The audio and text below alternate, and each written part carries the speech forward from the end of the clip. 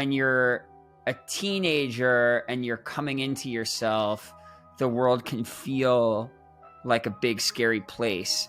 At the end of your teens, the beginning of your 20s, you're all of a sudden confronted with all of this independence and this sense of identity that is incredibly empowering and motivating. And then somewhere in your mid-20s, there's this shift of responsibility and maturity. And where and how do you put that optimism that you've had? How does that fit into the realities of growing up? And I think that I do conclude that optimism is there to be found and it's important, but it needs to be met with a certain amount of perspective, honesty, and discipline. Because if you get too high on your own supply, I've seen so many people with addictive personalities get addicted to finding that positive spin, and a lot of people live in denial because they think that to be realistic is to be depressing, when really sometimes the first step towards long-lasting and sustainable positive change is the acceptance that some stuff is messed up in your life that you got to deal with. One of the habits that I feel like people need is there's got to be an engine for looking at problems. And there's a paradox there, because in order to really feel comfortable moving ahead, you have to feel like you can stop and go as deep as you need to in order to address whatever's happening. And sometimes those things don't go together emotionally. They can if you have faith in both. And that's when I think a person's really at their optimal functioning, is when I can go as deep into problems as I need to understand them, to feel heard, to feel validated, and then I can move forward. If you don't have one of those, you can't do it. And so, I'm wondering for you, has there ever been something where you felt like, God, I don't know if I can really go as deep into this because I'm going to lose that optimism. Maybe I'm never going to come up from this.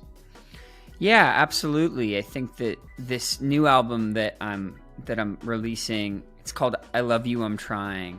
And in it, I'm finally removing myself as a commentator or narrator of this generational angst and diving in on a personal level, exploring my family history of living in denial of some of the things that are holding us back, of my own relationship to temptation and vice, and even exploring suicidal ideation that I've dealt with for really as long as I can remember.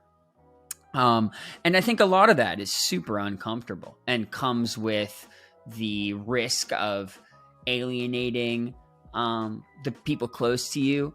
It is the reality of living with and alongside a songwriter, is that the concepts of consent around inspiration. So for me to write these songs with these interpersonal themes that might make the people that I'm living with uncomfortable is a thing that has really held me back from writing such personal songs for so long. And why a lot of my songs I've found it easier to tackle themes of gun violence in America than of love and loss and heartbreak, because I can keep those things at an arm's distance. So to answer your question, absolutely, there have been times where I have had to dig deep and question whether we're going to make it out of this part. And often that is where you get the most meaningful realizations from these uncomfortable places where you have to break down some of the calluses, some of the muscle memory that guards some of the most vulnerable parts of yourself. I think it's not only necessary as a songwriter, but as a human. And the funniest part about any of these topics that we're going to discuss today when it comes to mental health is that they're constantly moving and changing. And there have been things I've been uncomfortable dealing with 5 years ago that I can now more safely explore. And then things from back then I was comfortable exploring that I no longer feel as reflexive, being able to access. And there are ways in which you can take care of yourself, from both a holistic level, as well as people that get described with certain, antidepressants or SSRIs that no longer become effective over time. And it's because we are constantly changing and evolving, and how we relate to the world around us and to ourselves needs to be able to evolve and change with that time.